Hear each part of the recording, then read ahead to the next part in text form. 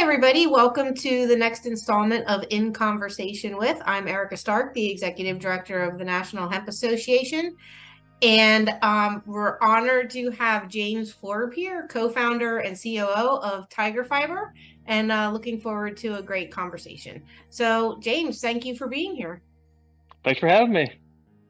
Great. So, to get started, can you just tell us a little bit about yourself and about Tiger Fiber?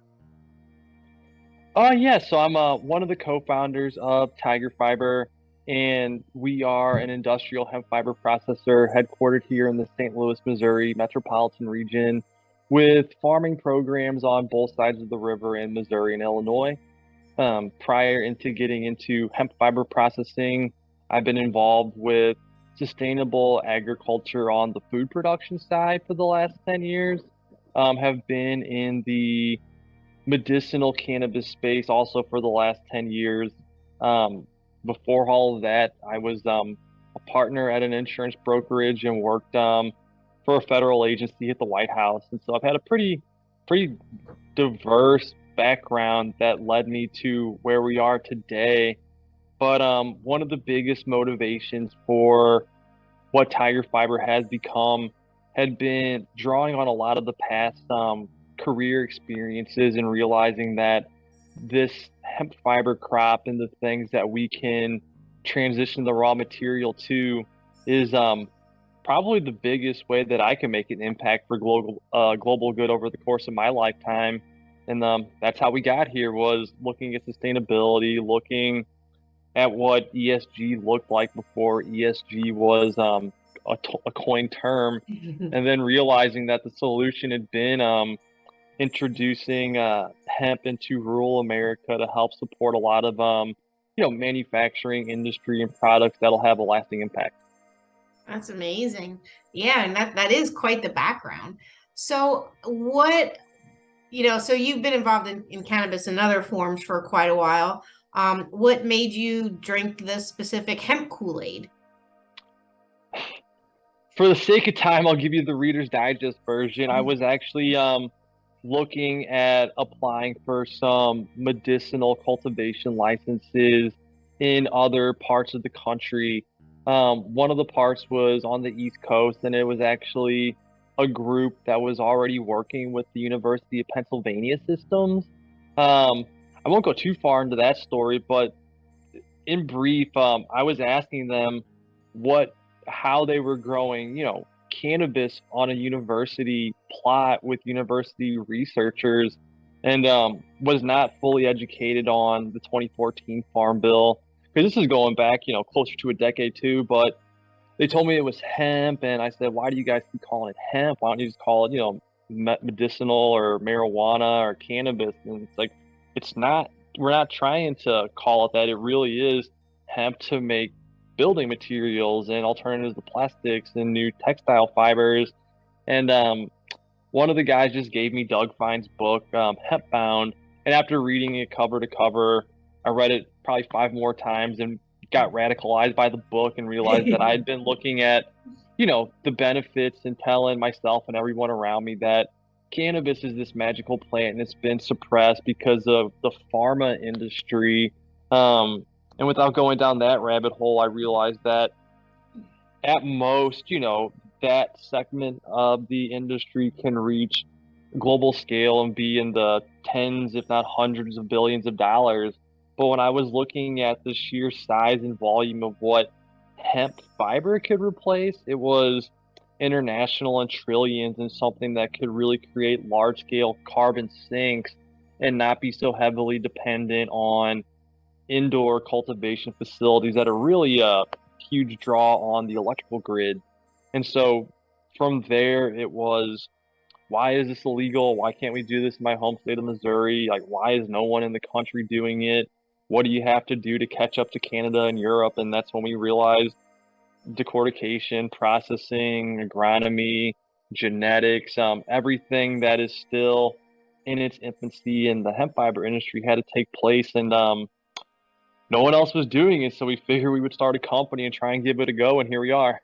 It's amazing. And yes, like specifically decortication has been such a huge bottleneck for so long.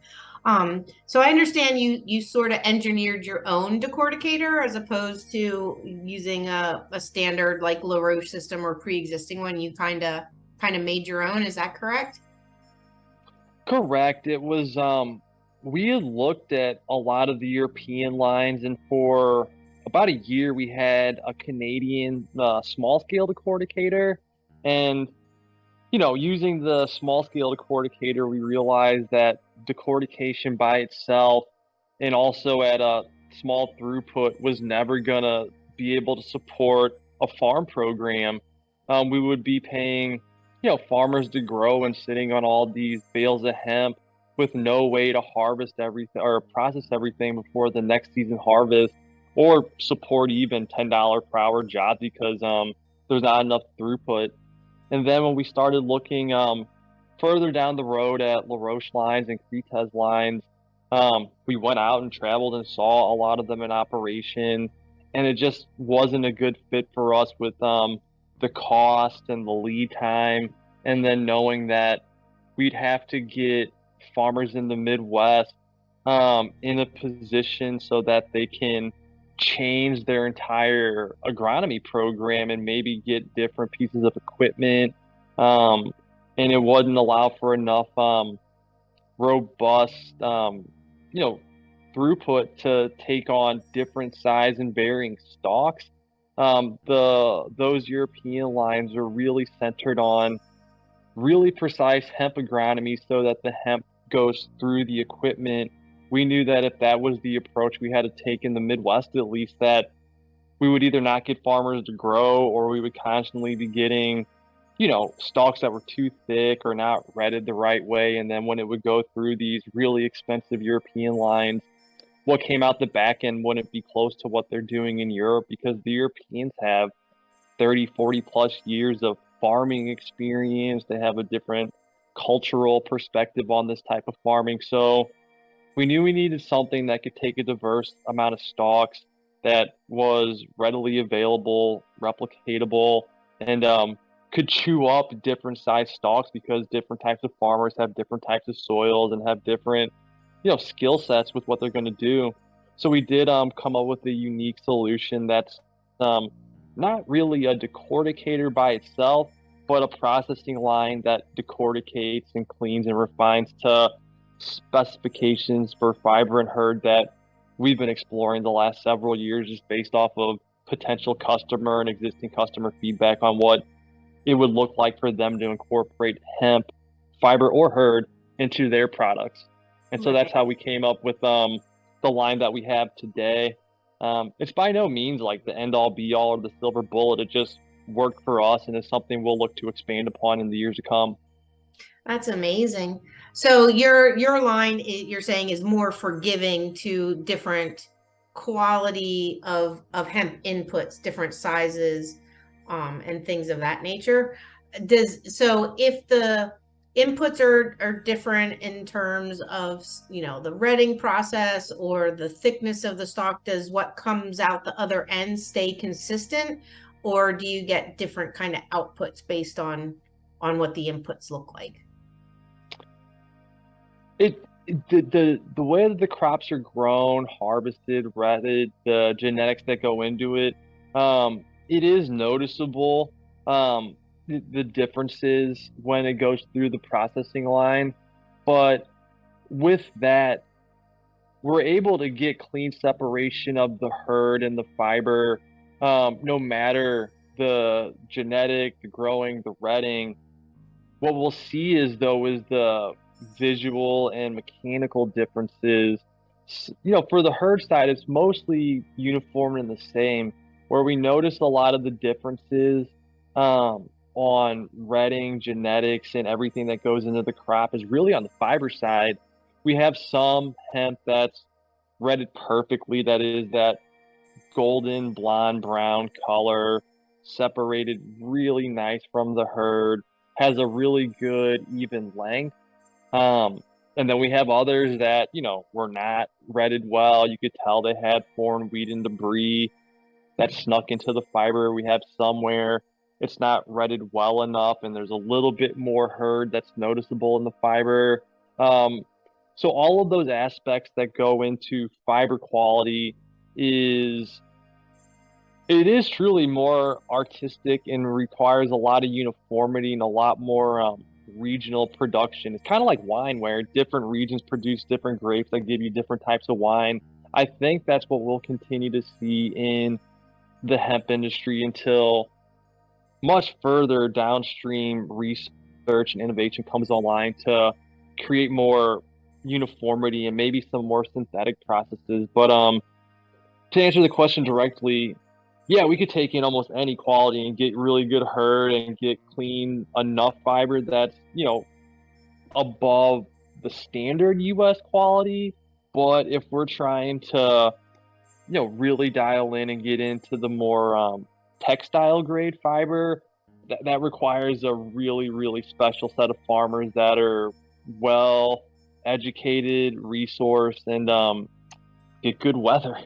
Yeah.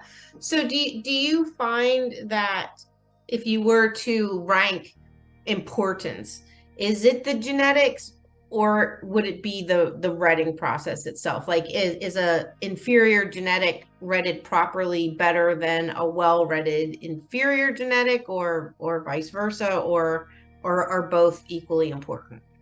I think they're both equally important, to an extent, and I don't want to get myself in trouble because I'm certain there's people that are much more educated and informed on fiber and quality than I am. But from what we've seen, genetics that had been bred for their fiber characteristics tend to have a higher percentage of fiber and tend to have a better quality of bast fiber. Some of the varieties that we've ran that were dual purpose crops or CBD waste stalks or grain stalks, you get, decent enough fiber to what would be the untrained eye, but you can notice that they're shorter, they break apart easier, and they're not as long. I think it's just due to the nature of like how those non-fiber genetics grow and develop to support themselves, whereas the fiber ones they just have more fiber and they're a little bit better quality. So I think it's both. Because beyond that, I mean, if you don't have good redding, if you don't have good growing, you're going to get a bunch of weeds. You're going to have ununiform stalks, and then if the crop's not properly redded, separation is going to be tough no matter how you do it. So they're both, I think, equally important. They have to go hand in hand. Yeah, that makes good sense. Um, so what type of end users do you have for your product? Are you able to share a little bit of like what types of customers you have on the back end and what they're intending to make from the hemp, and who your potential future offtake partners might be? Oh, certainly. We've managed to find outlets for every single product that we produce. So we make one grade of hemp fiber at the moment, and we make three different grades of hemp hurd at the moment. For the fiber, the applications have been in the non-woven segments with people looking to make insulation bats, hydroponic mats, alternatives to fiberglass. Some people in the textile industry that are taking it further upstream with wet processing and getting it into spinnable thread and yarn. Other people making sanitary wipes and other applications like that. A few groups that have used it and done research on pulping it down for paper. Other people that are trying to make biocomposite compressed plastic alternatives, and surprisingly enough, an alternative to polyester hobby stuffing fill, right? Stuffing pillows or teddy bears. Yeah. And so, I mean, I didn't realize how much plastic polyester was in like stuffed animals or like baby pillows, but apparently there's a lot of people out there trying to get plastics out of kid stuff. So yeah, the stuffing one was great for us because it's the lowest hanging fruit. Yeah, that's fantastic. I never even thought about that, but yeah. I mean, when I think about it, like they used to use like flax tow to stuff pillows like in colonial times. So yeah, it makes perfect sense that that hemp fiber would be great for that. Right, Um, right. nice. And I like that. That's very cool. yeah, and then on the herd side, it's been awesome to see that we had hoped there was going to be this insatiable demand for herd, and we're selling out of most of the material that we're producing. Obviously, the biggest segment that's been carrying it has been the hemp building and hemp construction industries. We're one processor in the middle of the country, and there's hundreds of hemp home projects that have been slated over the next couple of years, and people looking to secure supply. So our builder grade hemp herd has been pretty popular and in high demand for us. We can't keep it inventoried. We just sent out a couple of I was trucks gonna say it yesterday. must be pretty good quality from what I understand. Like they're pretty picky about the quality of the herd for like it has to be uniform size and dust free and all that kinds of good stuff in order for the lime to mix properly. But that's fantastic. Um, Yeah, and then the absorbents, we have a second grade that's a bedding absorbent grade that's been really popular across the board. We have some people like obviously using it for the animal bedding, and then we have other people using it as a spill oil absorbent, other people just using it because it's a better performer as opposed to wood and pine shavings and paper pellets, and it's lighter and I would say head to head it goes well with the synthetics or the clay absorbent materials. So that's going well. And then our smallest sizing in the bioplastics and biocomposites industries, we've gotten into some automotive tier one manufacturers that are doing R&D on it right now, and other people looking at food grade containers, and one group that makes a hemp plastic adult use cannabis container. And so yeah, the products are they're moving. We just need to grow more hemp in the years to come. that's fantastic. And how many acres can your facility support? I would say that we could support right now up to 5,000 acres. We just can't afford to grow 5,000 acres just yet.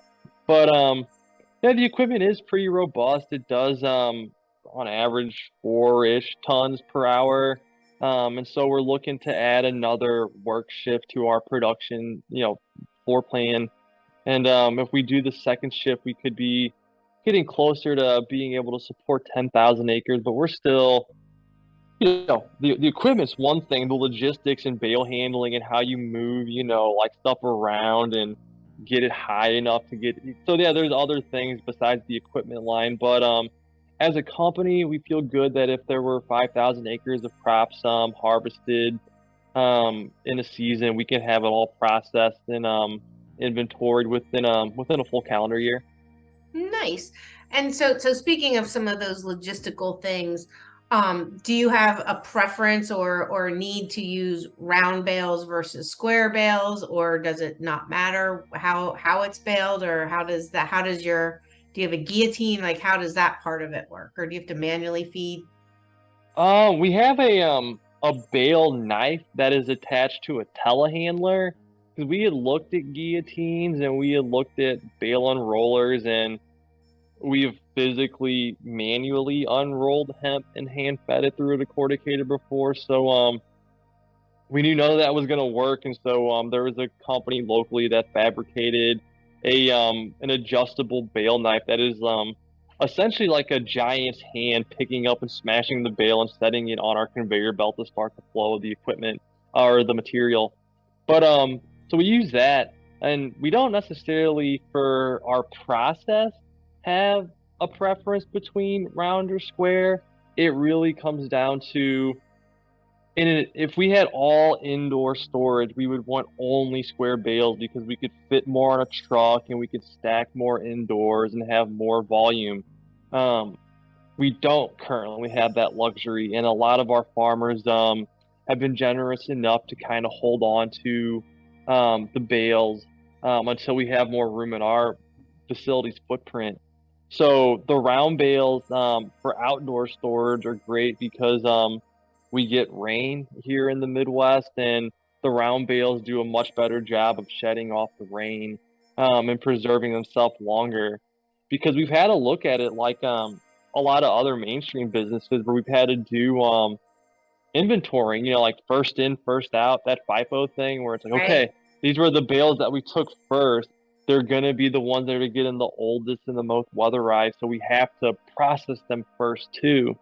And so managing that has been an eye opener on what separates, folks in Europe and Canada from us down here, where they knew that already and they built out infrastructure to have, covered outdoor stores so that the rain and snow stays off of the bales, but they still get exposed to the elements so they're able to break down.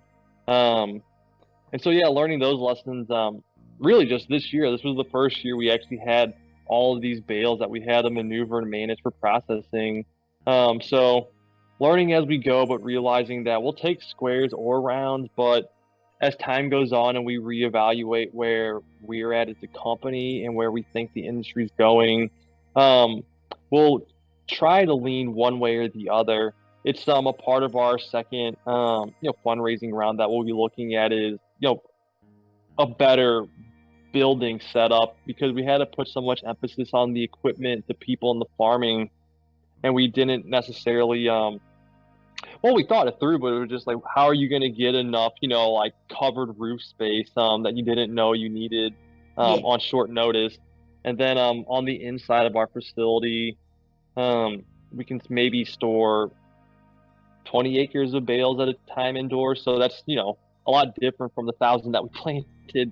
So we got to constantly move stuff in, process half of it, fill it with the next day's stuff, process the other half, and then fill it. So it's constant movement, and that's why we have 3 forklifts and a telehandler.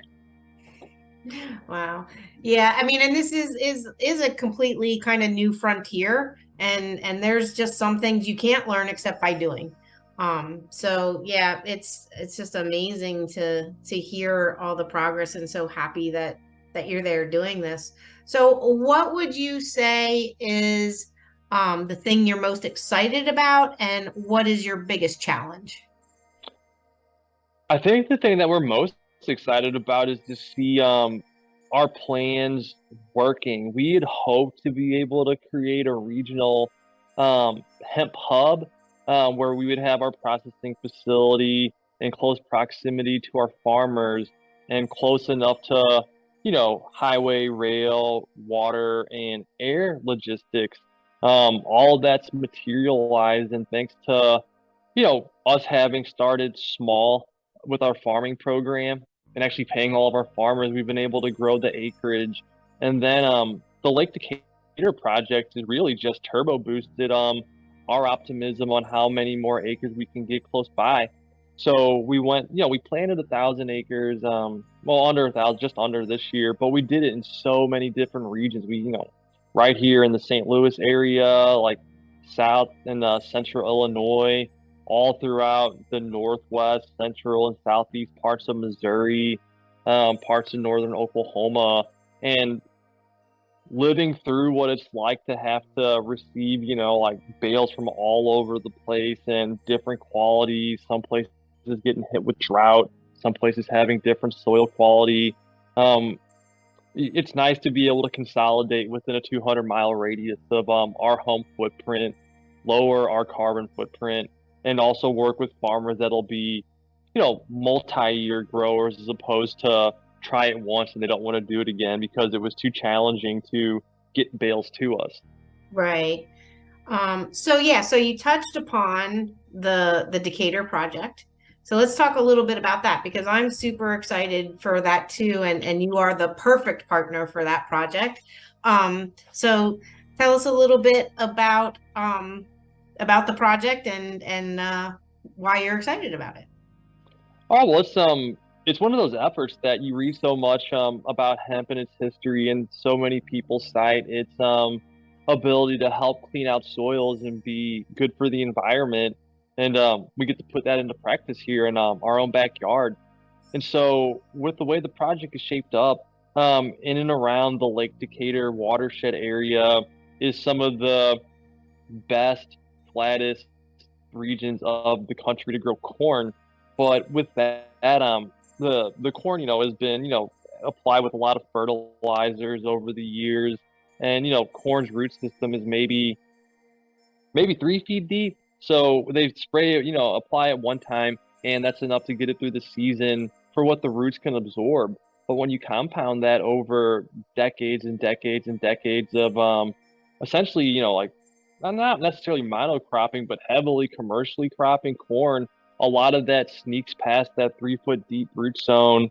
It doesn't stop raining, it doesn't stop snowing, and then that washes away into their water systems. They have high levels of nitrogen in the water system and in the soil.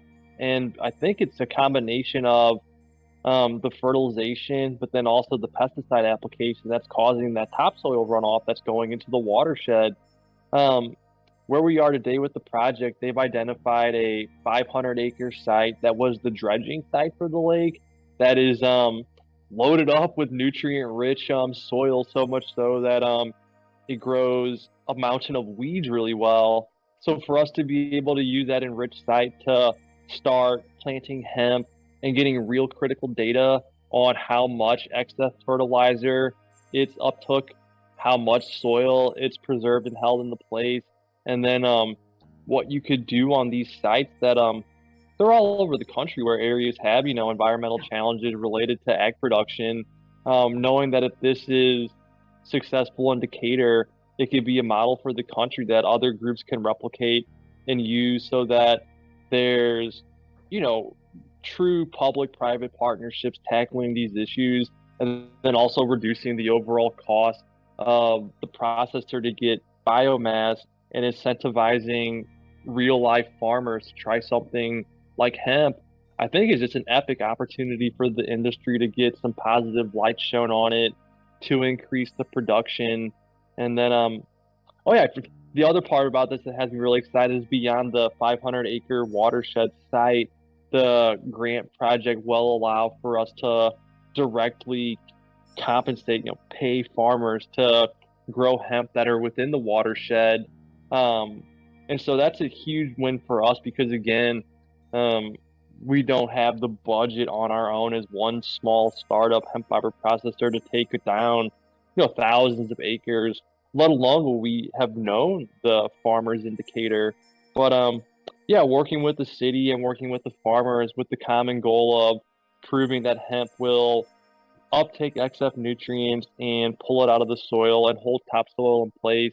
On top of that material going less than 2 hours away, less than 120 miles away to our facility, isn't just a good story. It's just a good model. Yeah, well, and you're showing that these farmers that, there is somebody on the other end of it that wants to buy it, and making it that regional model, which is just perfect. So I didn't actually have the pleasure of catching up with you before we did this interview. So this site that you're talking about, the 500 acres, is that a site that's owned by the city of Decatur that might go into the ground next year, and then the year after that would be looking at contracting individual farmers, or um is this plot of land farmer owned? The 500-acre site is city owned, and so that's something where the city's already given us permission, and we identified a couple of sites when we toured with Rachel and Chris from the Illinois Hemp Growers Association. So that site's already selected, and I mean, we can start planting there. I mean, almost anytime. The farmer side of things, I know the grant is allowed to start deploying funds on March 31st, which is kind of a challenge for that because that's the crop insurance deadline. Right. But nothing really stops Tiger Fiber from engaging with the city and meeting farmers and letting them know that, hey, if you plant hemp seeds in May, we will pay you come harvest time. Just because the grant can start deploying funds at the end of March, that may stymie some people if someone doesn't come along and say, but harvest is in August. You guys will get paid, like in August. So we're still Right. working out with the with everyone that's a grant partner to see what it looks like to try working with farmers next year. But if it's something as simple as we can communicate to enough farmers that we can either use our existing contract production model to ensure that we secure acreage and they get guarantees on payment, or if we're able to work with some farmers in the watershed that are open to leasing land, um, we could plan for that too. And Tiger Fiber has a local team of, I guess, third party contractors that specialize in mowing, raking, and just baling fibrous crops. And so being able to know that the planting strategy that we'll have is pretty uniform. It's pretty much the same, like 55 to 60 pounds of our seeds per the acre, 7-inch row spacing, quarter-inch depth seed drill. The hardest part is truly harvesting it. It's what gets a lot of people to not want to do it anymore when they're brand new. Combine gets all like tore up. No one wants to do it anymore. But we've lucked into some groups here in the St. Charles County and St. Clair County and Madison County, Illinois area that just they really are specialty hay people, and hemp fiber is kind of handled like a specialty hay. So I'm optimistic we'll be able to get some farmers growing with us this year, even if they don't directly grow, but on their land, in parallel to what we do with the city of Decatur and that city-owned site. Yeah, I'm super excited. NHA is a part of this application as well. And, so we look forward to, organizing, some like field days and educational events surrounding this project and highlighting you and what you're doing. And it was just so fortuitous to be able to, get to know you this year, and just like the light bulb just immediate was like this is perfect, like it was meant to be.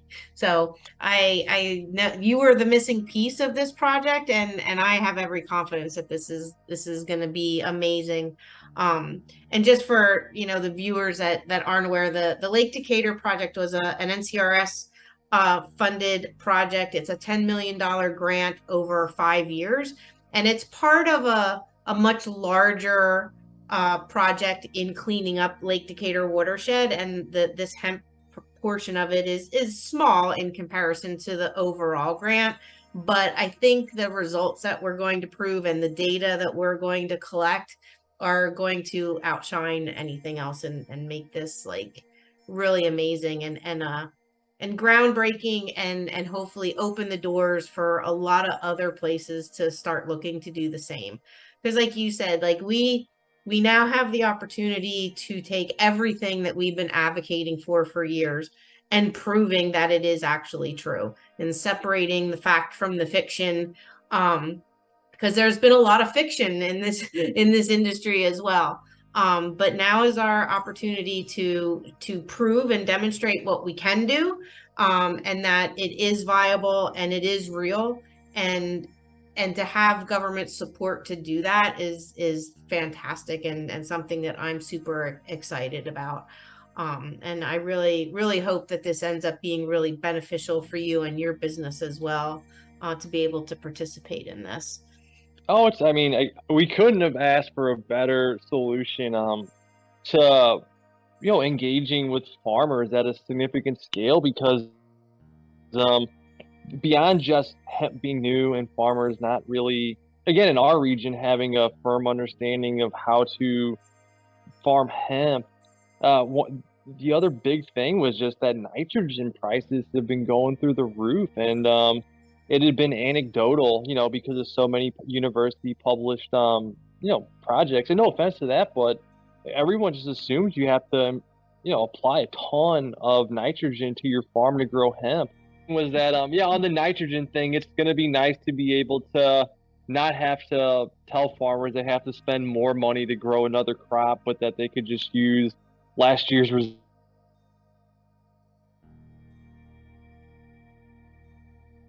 win-win situation. Yeah, it's super exciting. Well, unfortunately, I'm having some bad weather here, and I suspect that it's me who's having the internet problems with it cutting out. So I'm going to again, thank you for being here and having this interview with us. And I hope we can do it again, and do periodic updates, particularly on the Lake Decatur project and also whatever you have personally going on.